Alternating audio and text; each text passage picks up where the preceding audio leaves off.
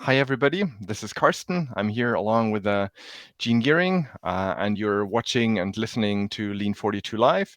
And Jean and I are hosting this show, and we're happy to have Whynde today.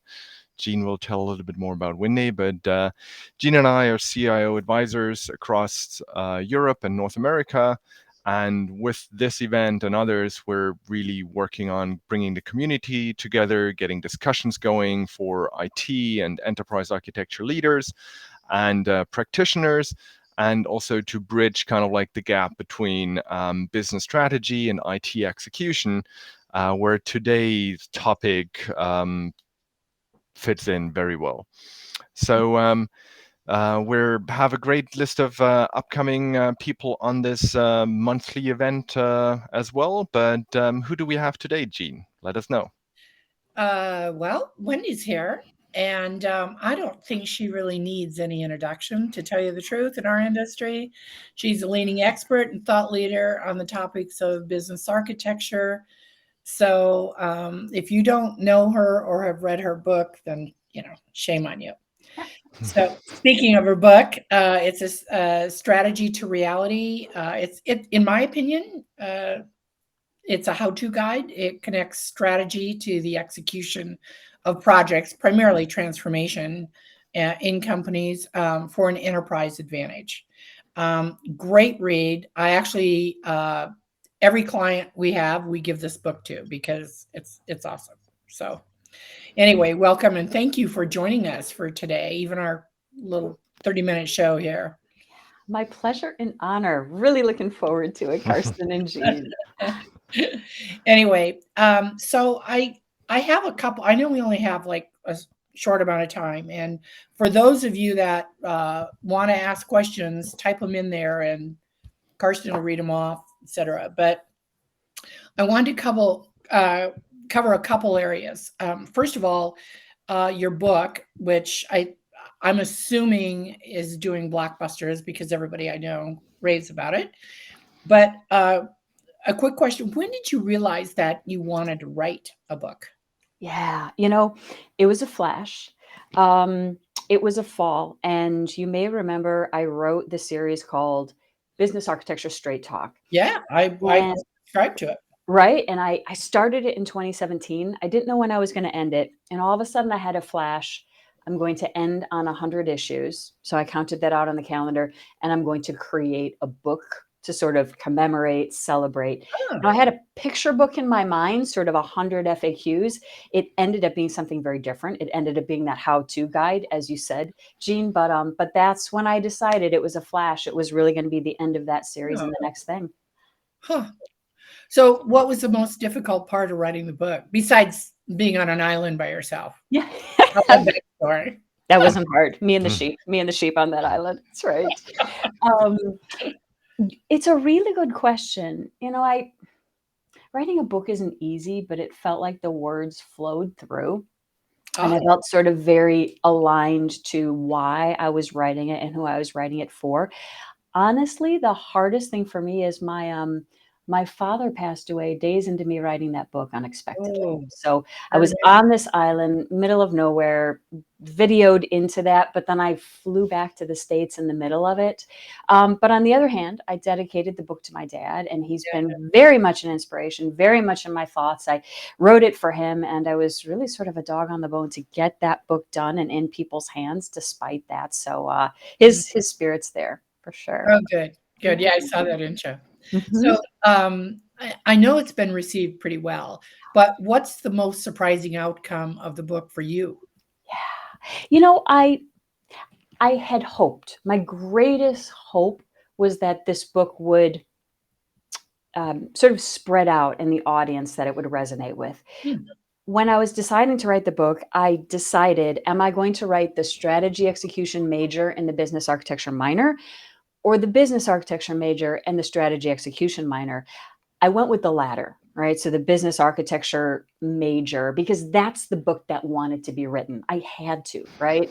But Mhm. I so hoped, because one of my greatest passions is really advocating for business architecture and enterprise architecture as a facilitator for strategy execution. And that means getting to executive audiences, academia, and mainstream business literature. So one of my biggest surprises has been the fact that it has been reaching out to those audiences. There's a university in Canada that has a class that's based on it. I'm doing a lot of fireside chats with executives where I'll be with a group of top business leaders for a company.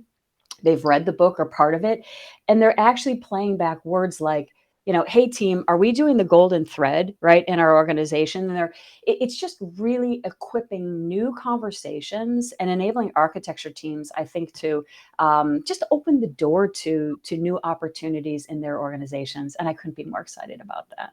Oh, that's cool. Great. That's great. So you talk this with so much passion, and I always like kind of like how you make kind of like business architecture and strategy so central to what you do.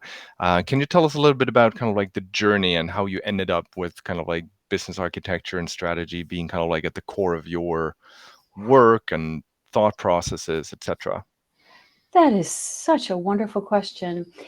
I'm a science person. So actually in my training, I have nothing to do with business, interestingly. Biology, chemistry, sustainability, sort of, interdisciplinary degrees. But that means I'm a big picture thinker. I like to understand how things connect. I like to make a difference.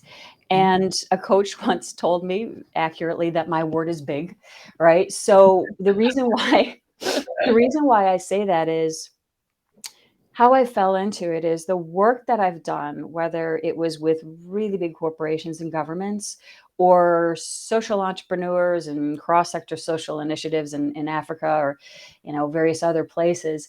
I've really seen that there is a challenge in getting big ideas into action in a way that is cohesive across, organizational units, products, regions. And I've just fallen in love with what is almost a magical power of turning strategy into reality or idea into action. And how I landed in business architecture, I think I was just attracted to all these ideas and its ability to provide this data, this business blueprint to bridge that strategy to execution gap. And my journey was honestly living this and pioneering it bit by bit, also being a guild co-founder to formalize the discipline, to really where I am today, that I'm so focused on advocacy and next generation and enabling capacity around the world. So, Yeah, for all of you that don't know, Whynde and Bill, I forgot Bill's last name. Ulrich. Mm-hmm. Ulrich. They started the Business Architecture Guild, which is now a global association, and we just went to the conference. So, which I think was the main driver for business architecture and the maturity of that discipline. So. Yeah. And Jean, to your point, I think what formalization has allowed us to do is focus a little bit less on what's a capability, what is business architecture, what isn't it? Like, stop focusing on so much on the what, and now we're really leaning into the why and kind of making it sing and leveraging it for value. Yeah. That so one of the questions that I was actually going to speak to you about when we were at the conference, and we ran out of time, but one of my takeaways from the Business Architecture Summit was a few weeks ago that we were in DC at that, Karsten and I went, was that the evolution of business architecture. And a lot of the stories I heard just listening in discussions was, oh yeah, well, we have to market this. We've got to get these guys. And I thought, wow, ever since John Zachman in 87 started formulating, the Zachman thing, and EA came up. Well, EA is pretty established now, but I remember early on, so I've been in the EA for 30 years, but we had that journey as well as how do you get it in, how do you sell it, how do you market it, how do you show value, et cetera. And I'm hearing the same thing around business architecture. And I'm like, well, why is that evolving, or what's blocking the evolution of that? Because I mean, EA kind of plowed through the snowdrifts. I would think business architecture would be right behind. It would clear the path. Yeah. Oh, it's a brilliant question. I think it lies in the value proposition, right? So the contemporary practice of business architecture, I think about it as a Venn diagram, right? So on one side, it is the tip of the spear for enterprise architecture, right? It's part of that umbrella, undoubtedly. And that value proposition, to your point, to frame EA, business direction, decisions, lens, et cetera, that part's there, I think, and understood. But there's this other part that has come really strongly, and that is business architecture is arguably a missing aspect of strategic management, right? So on this side, that's where the value proposition is not as well known. And, business architecture now kind of has to play in that whole gap. So part of why I think we're on that same path and having to prove it is because when we think about the value proposition of business architecture, let's just put that into context, right? So it, one, helps with end-to-end strategy execution. Two, play a missing role to inform strategy, translate, shape initiatives, keep work and strategy aligned. Second, it helps to design organizations with intent, modularity, streamlining, all those things that we know to be true, and then enables other decision making. But for the first two, I think from a business perspective, we just don't think about our business like that. We don't think about blueprints. We don't think about structured thinking. We don't think about architectural thinking on the business side the way we do on the technology side. And from a strategy execution perspective, we don't think about that as an end-to-end muscle, right? With accountability and teams working together, it's a little bit more fragmented. So I know that's a little bit long-winded, but it's just the value proposition for business architecture. We're paving some new thinking that is required as groundwork before the business architecture is fully adopted. So EA, I mean, when I was president of FIPO, I used to go around basically to conferences and meet, with leaders. And it was just, all I did was demystify EA, right? I mean, that's really all I did was, it was a great organization, but it was all about demystification. And, kind of at the end of the day, EA really just includes the development of 4 architectures. I mean, if, business architecture, application, data, technology. So from my perspective, and I know I'll get some feedback on this one, EA is both a converter and a bridge, right? From business to technology. But EA only makes sense when it's derived from a coherent business strategy. That's the plug, right? And so I guess that's why I'm always curious as to why, we understand data architecture, certainly technology architecture, but I just didn't understand why we have to demystify the business architecture. And in my opinion, I see it more as a middle ground, as a business technology strategy, instead of having to put everything in these, I see EA as kind of an umbrella, but then you have all these segments, and I'm like, well, why can't we just get rid of everything and just call it business technology strategy, and then have some disciplines underneath it? So interesting. Yeah. Well, and that's an interesting point. Just from the business architecture lens too. I hear your point on business technology strategy. And by the way, the positioning and the words around all of these things are important, right? And yeah, I guess so. Right. And, it's also about more than architecture too, of course. It's about, human-centered design and, process and, organizational design and organizational change management. So we can put different teams in the window, right, to design organizations and get ideas into action, but on the business technology strategy, that's an interesting point. I can see that as a possible future, right, for EA really owning that. And from the business perspective, though, I'll say the trends I see now around business architecture is more getting the business architecture in the hands of people in strategy, transformation, strategic planning, and they're doing that work, right? They're they're defining strategies. Business architects and enterprise architects are helping to translate them, and then it kind of flows through. So it'd be really interesting to see just how things continue to play out. Yeah. Yeah, I know that a lot of companies won't even use the term enterprise architecture or governance. And I've been asked as a consultant, I'm sure Kristen too, we don't want to call it that. We want to call it something else. And I was like, whatever. But There's all kind of words for it. yeah, all kinds of words. So, yes, Yeah. a lot of words too. Yeah.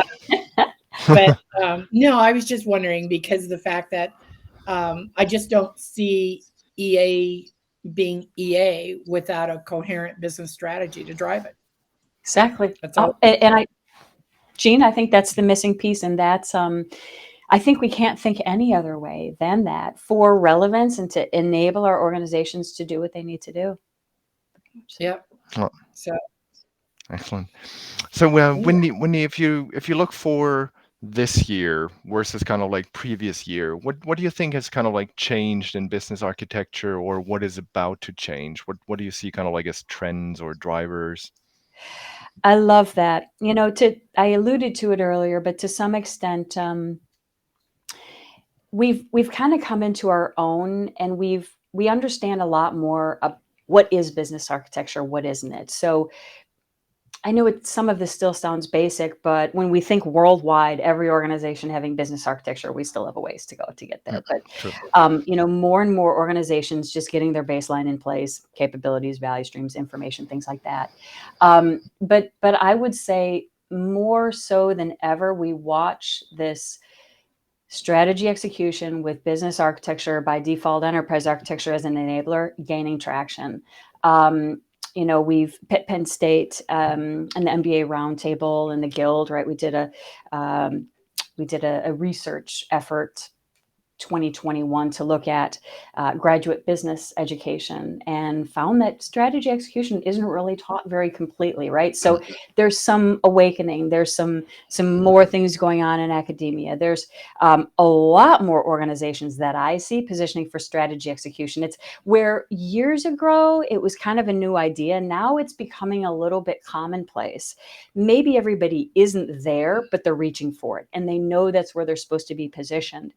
As a reference, when I look at conference submissions, we have so many on strategy execution now that we turn them down because we're trying to get diversity. So I think we have the groundwork there.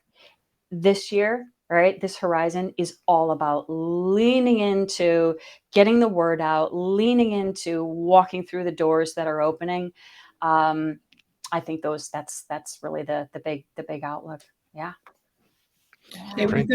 we have a question up there about asking what skills and knowledge are necessary for a career in business architecture, and how can someone develop those skills? Yeah. It's so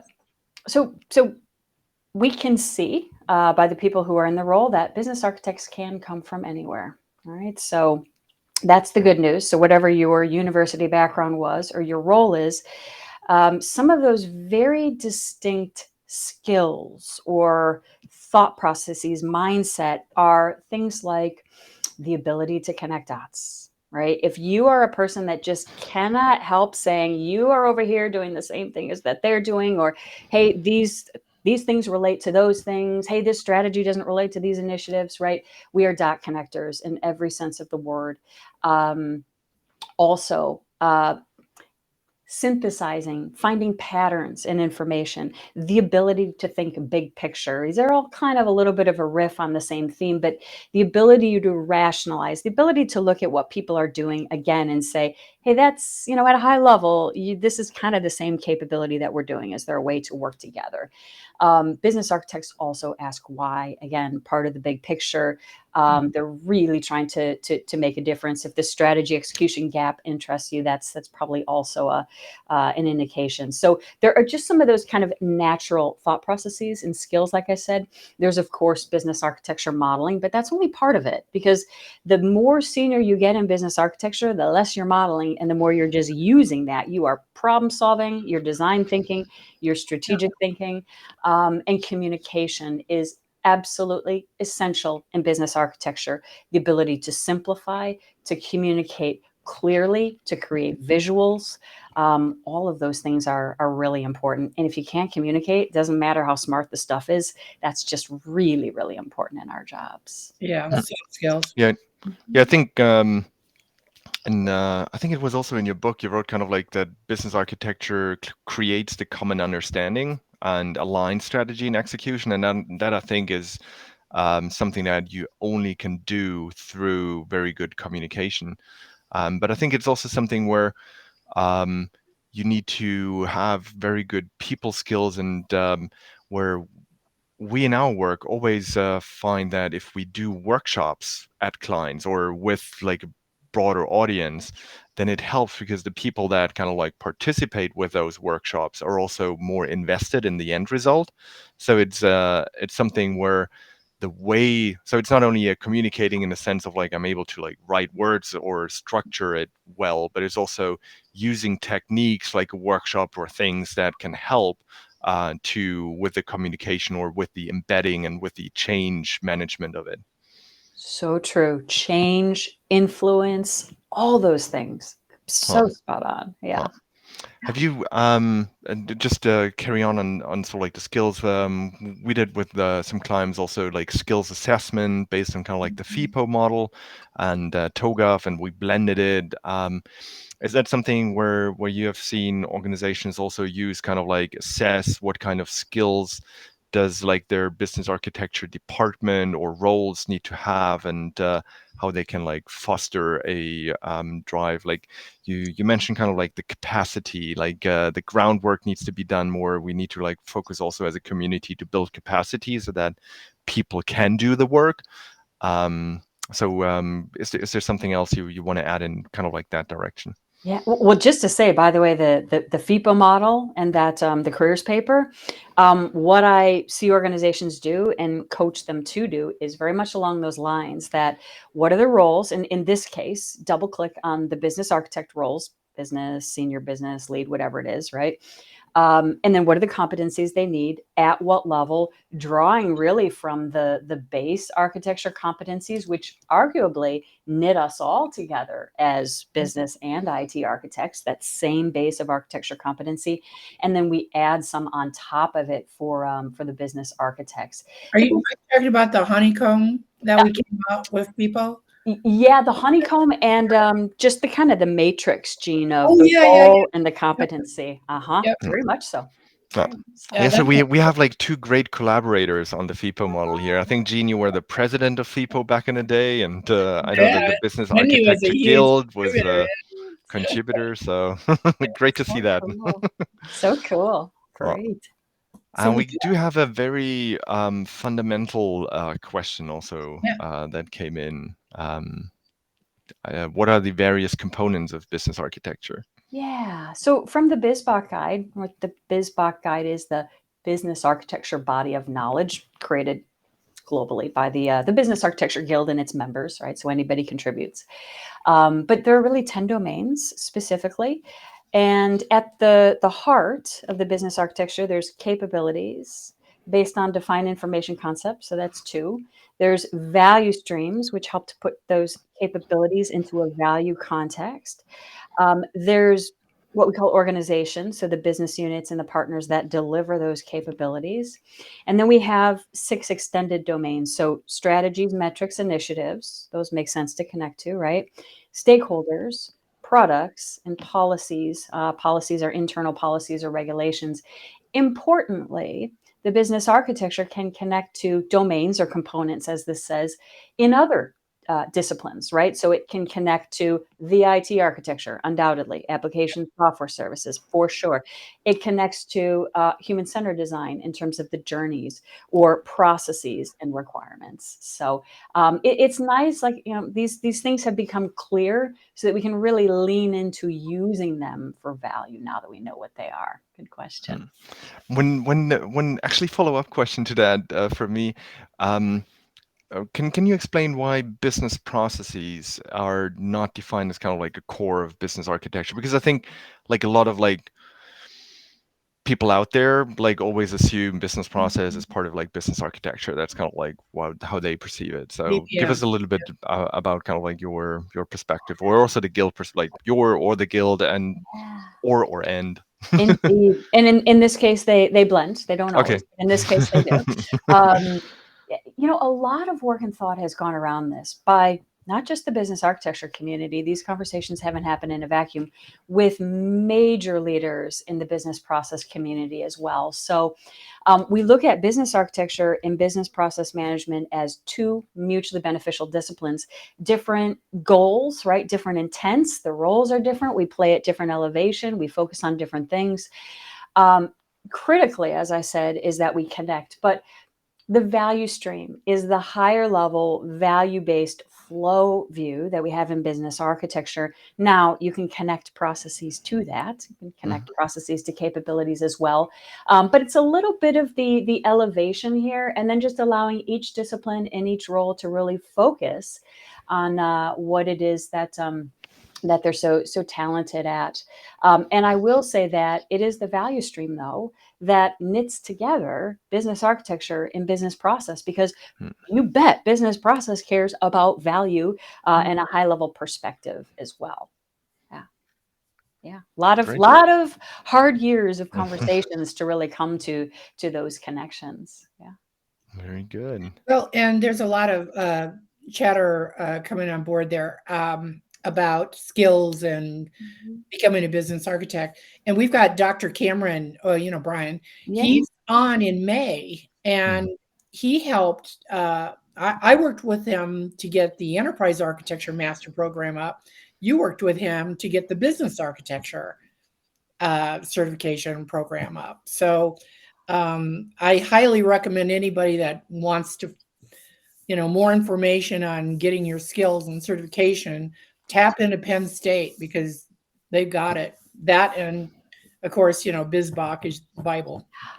And Jean, if I could, also relevant to the question on the screen here, Penn State now just also rolled out an executive ed program called Architecting Strategy Execution. It's so what a great way to have leaders be exposed to these ideas with other peers, and in an environment that's not like rapid fire business. I have to solve a problem. Yeah. Good one. Cool. Yeah, we're so excited. Anything else for the question that we have on the screen? I think you see it. Indeed.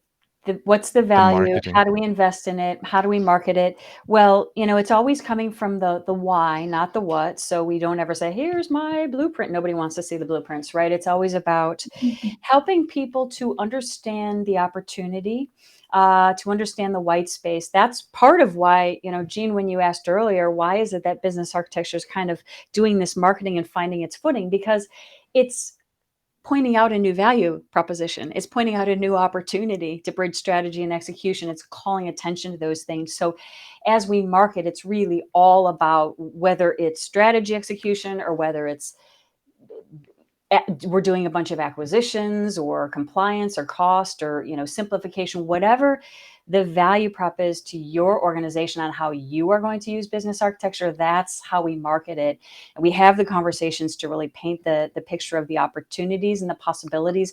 Then we bring in business architecture as part of that solution.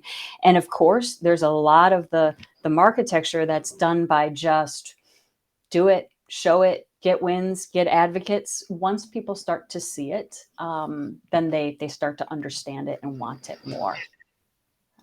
So I know we only have a couple minutes left here, and I want to make sure that you get to tell people about the Women in Architecture, which I tried to kick off at FIPO and failed, but you've taken up the challenge on that. So brief everybody on that, just very quickly. Indeed. So Women in Architecture, or WIA, is a global initiative, and it's named after what we're trying to achieve collectively: more women in architecture, women in the role, contributing with impact, and creating the pathway for women to come in. That means, regardless of your gender, you are part of this movement if you want to be. And we've just seen incredible response from the architecture community around the world. So we are co-creating and putting pieces in place. So we have quarterly meetings. Our next one is coming up on 21st April, Friday, 10 a.m. to 12 p.m. Eastern time. And so to join, we have an online community. It's the WEA community. We can share the link. It's free to everybody. And in addition to events, we're also creating visibility for women. So a weekly spotlight in Architecture and Governance magazine, doing things like, we're creating an entire conference in November around women in architecture and getting voices out, coaching circles, and then much, much more, mentoring, maybe some chapters and things like that. So looking forward to making a difference. Yeah. The link is in the comments. Yeah. Really good stuff, Whynde. I'm glad you picked that chalice up and drove it. Awesome. As nobody could. We're doing it together. We are doing it together. And I think the time is right now, Yeah. I think there's that appetite and recognition. When I did a survey back when I was at FIPO, we did a survey. I think there was like 91 VPs of enterprise architecture that were women in the US. I mean, it was just ridiculous. And it was, early days, but Right. we're getting there. We're getting there. Yes, we are. Yes, we are. Yeah. We do have another question. So focus on honing our skills in only one component of business architecture. Good question. Probably not. I would say get the command of all the domains that I mentioned, the 10 domains, connections to others. You will likely go deep in capability and value stream mapping, and then get those down, which it is something to get your hands around, but that's your baseline. And then from there, you start applying it, and then you can extend and add more components over time. But get the big picture, dig in on capability, value stream, start using it. Yeah.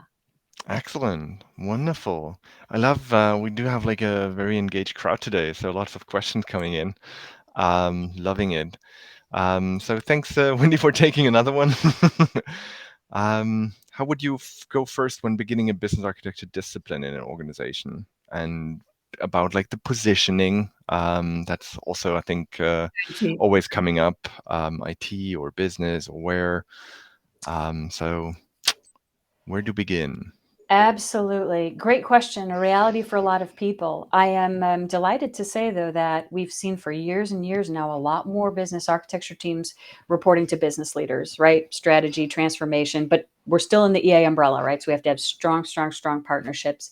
But if your business architecture is positioned in IT, still you think, act, everything you define business, you show up business, you still practice the discipline as a strategic business discipline. You still create your business architecture entirely business focused. You should still ideally work with the business people to create it, or I have lots of hacks and tricks here, but create a group of steering, leaders in the business, right? Even if you're positioned in IT. So the first thing is you still act like you should. You perform the role from the business perspective.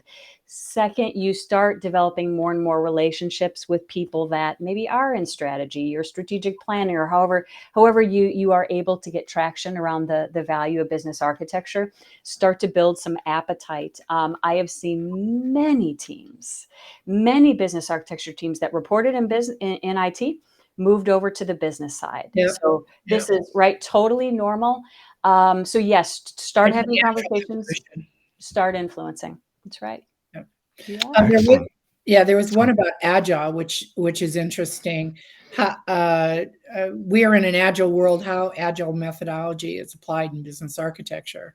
Yeah, this is a really important question, and it's safe too, as well. It's safe to, right? There's a lot we could talk about here, but just in brief. So business architecture is as relevant in an agile world as it ever was. In fact, I see, working with organizations around the world, the same strategy execution gap is still there, right? I still see sometimes agile teams are working on duplicate stuff and not connected and don't know where we're going. So again, business architecture, even in agile world, is still the common business language. It is still the way that we translate business direction at a macro level. It is a way that we help teams and work to be connected, where we know where there's reusable solutions, and that they can come together into cohesive experiences. Of course, some of the roles and dynamics have shifted a little bit. For example, business architects kind of working with product managers or helping to make sure that the product roadmaps are knitted together. But this is still a strategic macro role that's really important. And I find when you look at how some of the product teams have been scoped, if you overlay business architecture, value streams, and capabilities, that's a great way to knit things together and find interactions that you didn't necessarily know were there. So I guess I'll leave it at that. But it's a big question and a big answer. Yeah. Excellent. Thank you. I think we actually skipped some because they came in too quick into an earlier question, which is a little bit broader, and the short answer is probably read the full book. But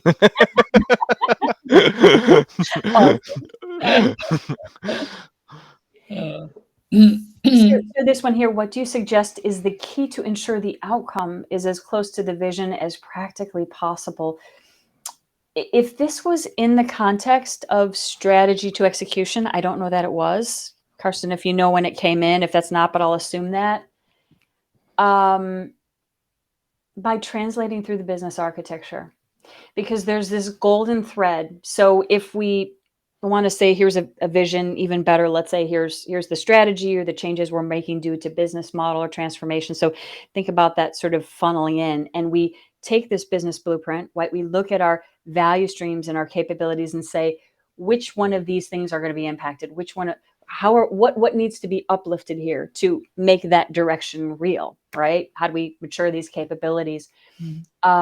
And then from there, you're going to use that to shape the people, process, technology change. So if you're actually thinking about strategy to execution at that level, then what flows through to, doesn't matter if it's agile teams or, however you're doing the work, it should be as close as possible to that, because it got translated cohesively. And business architecture with this thread from strategy to architecture to initiatives or to work and to solutions, we can always tie back, right? Did this deliver what it was supposed to based on what we originally said? Or if we need to change on a dime our strategies or goals and objectives because we have world disruption as we've had, what does that mean for the work that's executing? So it is really the value stream, the capability, and the tie into the strategy and initiatives and other pieces that will help us to do this. Excellent. Thank you. So the key is business architecture. It's the answer to it. No, I'm just kidding. It's not the answer to everything. It's not the white horse, and we do work in an ecosystem, but it is a missing piece, and one we love. Yeah. We all love it. Yeah. Excellent. There was also a little bit earlier question, probably to you, or maybe also extended to like the Business Architecture Guild. If you do like collaborate with Gartner Forrester on business architecture, because we see Gartner Forrester talks to a lot of organizations, and so if you influence Gartner and Forrester or some of the other industry analysts out there, then you also influence where the industry is going. We would love, okay, when I say we, I or the Business Architecture Guild with that hat on, we would love to be connected to these folks. We used to have a relationship to Forrester for a while. And it's interesting. Michelle, you're not the first one to suggest this. I appreciate it. And again, shout out to anybody out there that would make a connection, because we've heard from you that we really do need to make inroads with these folks, because they are out there talking to your CIOs and your leaders. And I think part of the reason why the connect hasn't been made is simply business model, right? The guild is, it's, open for members worldwide, and it's not trying to, when people are trying to have their own IP. Jean, say it. Yeah, it's a non yeah, Gartner and Forrester do not want to play with people that are not profit makers. Sorry, we did it with People. I mean, I was really lucky. I had Gordon Barnett. Yeah, he was on my board for a while as an advisor, and we did a lot of work with Forrester. Forrester seemed to be very forthcoming about promoting it. In Gartner to some degree, but you're mixing apples and oranges there. That's right. We worked a lot with IEEE, and they had the same issue. Those type of organizations. So the way I think FIPO or the Business Architecture Guild, IEEE, the associations I've been on boards with, they influence through their members and their message and their education and results, right? Yeah, exactly. In our publications, we're not money makers. I mean, that's it. Exactly. It was so interesting because it was the same also with Penn State with like Brian Cameron when like he stood up, and when we sat on the advisory board, Forrester and Gartner was like at the initial a little bit involved, but then they pulled out, and they were like, "We're not going to make any money off this." Yeah. Exactly, and they need their own IP, right? They do. And they have to have unique thought leadership. So Yeah. it's actually the business model. That's right. Yep. Yeah. True. Yeah. So I hope you still have like a few minutes, Whynde. I know. So the success measured, and I want to extend it a little bit to like also economic value. Like I know like success is kind of like can be like measured in many ways, but how do you see also how business architecture helps with like the bottom line of an organization? Yeah. This is one of our $1 million questions. How do you measure success? We need a lot more data out there, and we need a lot more people sharing and telling the story.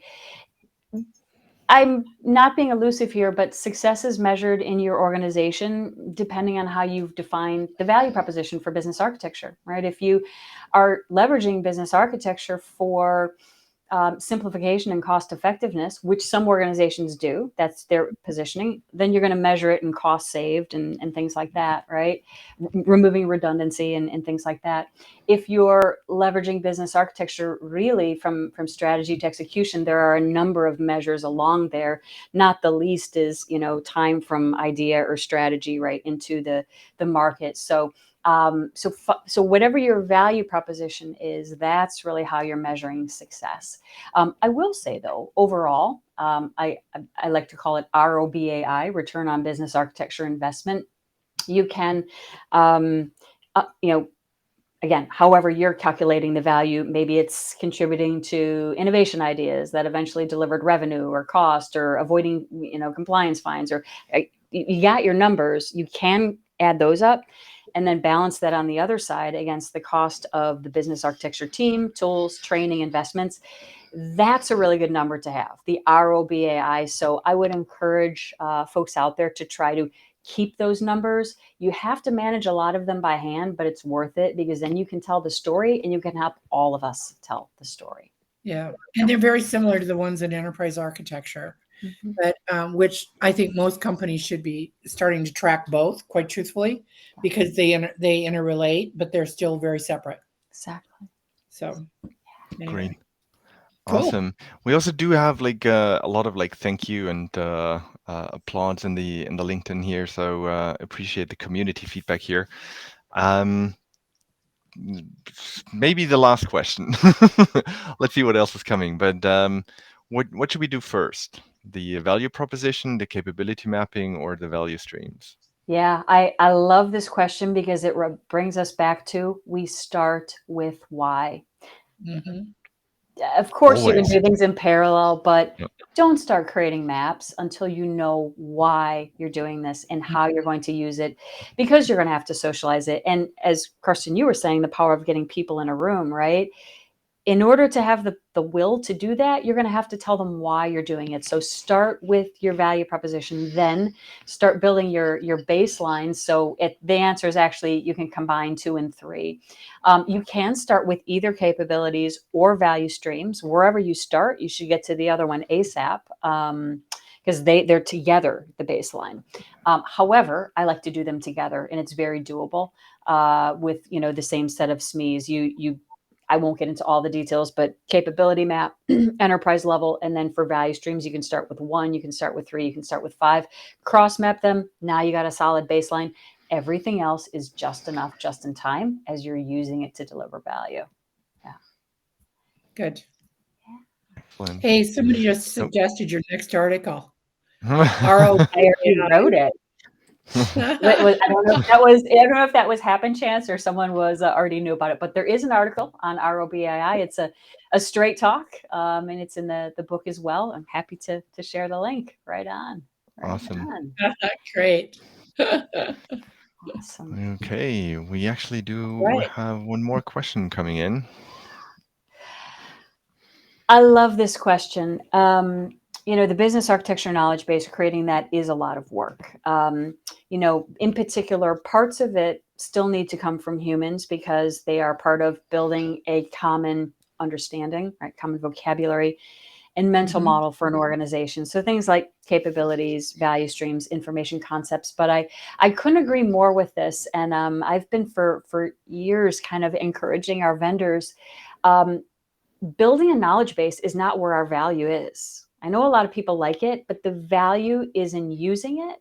And the value is in having it in a very friendly format, not just for architects, but for the business and for other people in the organization. So I'm thinking AI opportunities as well. I am sort of regularly in contact with vendors. I feel like there's some chatter, but I don't feel like anyone has our magic answer over the horizon. But it is a plea and a challenge and a request to the tool community, right? What you can do to accelerate and make visual tools is going to be a big breakthrough for business and enterprise architecture, I think. Yeah. Cool. Very good. So we have a upcoming webinar with you as well. So just for everybody to let that know, it is coming up on next week. No, not March 28th. That was wrong. It was April 25th. Yeah, I really love that. You should correct that.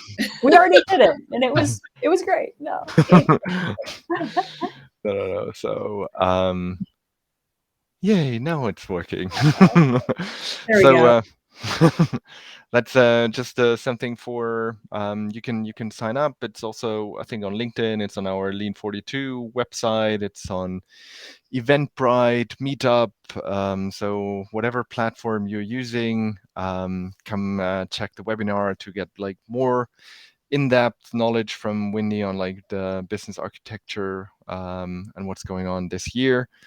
And also, I wanted to highlight one thing, that recordings of this talk, but also previous LinkedIn Live sessions and other webinars are available for free.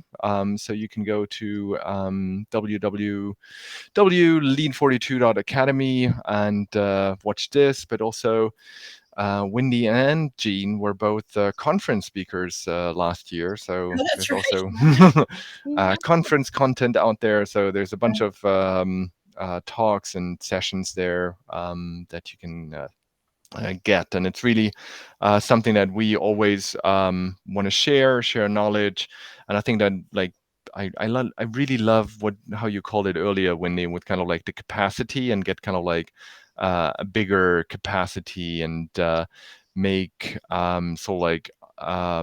the community stronger, bigger, better, to apply those concepts. And I think the starting with the why is always a very good one, not only for business architecture, also for enterprise architecture. Or I always tell it when we do consulting engagements, hey, let's first ask about the why. What does kind of people want to change, or why do they engage with us? Or so the why is like the best starting point for so many things. So I really love that. Any last remarks from closing words from Eugene and Whynde? No, it's been great. Good to see you again, kiddo. Great to see you. And just a thanks to you two for all that you do, have done to shape this discipline, make it real every day. And shout out to everybody out there doing the same, because we're agents of change, and that's important to remember, and we're doing it together. Yeah. And it's fun to do it together. And it's fun. Right. Love it. Well, most of the time.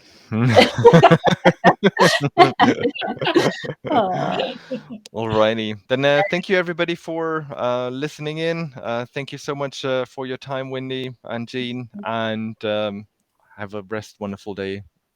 Okay. Take Bye-bye, care. everybody. Bye bye. Hi, everyone.